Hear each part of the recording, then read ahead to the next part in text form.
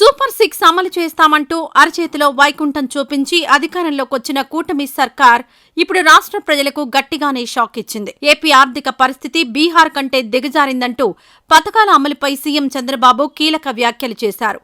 విశాఖ ఉక్కు, అమరావతి, పోలవరం కోసం కేంద్రం ఇచ్చిన నిధులను మళ్లించలేమని తేల్చేశారు. డబ్బులు ఉంటే పథకాల అమలుకు క్షణం కూడా ఆలోచించను అంటూ చెప్పుకొచ్చారు. ఆర్థిక పరిస్థితి మెరుగుపడగానే తల్లికి వందనం, అన్నదాత సుఖీభావ వంటి పథకాలు అమలు చేస్తామన్నారు. రాష్ట్రాల ఆర్థిక పరిస్థితులపై నీతి ఆయోగ్ ఇచ్చిన ఎకనామిక్ స్టెబిలిటీ రిపోర్ట్ని స్వాగతిస్తున్నట్లు సీఎం చంద్రబాబు తెలిపారు. రాష్ట్ర ఆర్థిక పరిస్థితి బాగోలేకపోతే ప్రజలపై పన్నుల భారం పడుతుందని, దాంతో అభివృద్ధికి నిధులు కేటాయించలేని పరిస్థితి వస్తుందన్నారు. అలాగని అప్పులు చేసి పనులు చేస్తే తిరిగి చెల్లించే శక్తి ఉండాలని, కానీ రాష్ట్రానికి ఆ పరిస్థితి లేదన్నారు.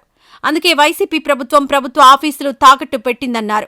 అయినా ఆ డబ్బు ఏం చేస్తారో తెలియడం లేదన్నారు. గతంలో తెచ్చిన అప్పులకు వడ్డీలు కట్టే పరిస్థితి లేదన్నారు. వైసీపీ హయాంలో ఎక్కువ వడ్డీకి అప్పులు తీసుకురావడం, మూలధన కేటాయింపులు లేకపోవడం, పన్నుల పెంపు వంటి కారణాలతో రాష్ట్రం అప్పుల్లో కూరుకుపోయిందని సీఎం చంద్రబాబు ఆరోపించారు. అందుకే ఫిస్కల్ ఇండెక్స్లో రాష్ట్రం 18వ స్థానంలో ఉందన్నారు. ప్రజల కొనుగోలు శక్తి తగ్గిందని, తలసరి ఆదాయంలో ఇతర రాష్ట్రాలతో పోల్చుకునే పరిస్థితి లేదన్నారు. ప్రజలు ఈ విషయాల్ని అర్థం చేసుకోవాలని కోరారు చంద్రబాబు.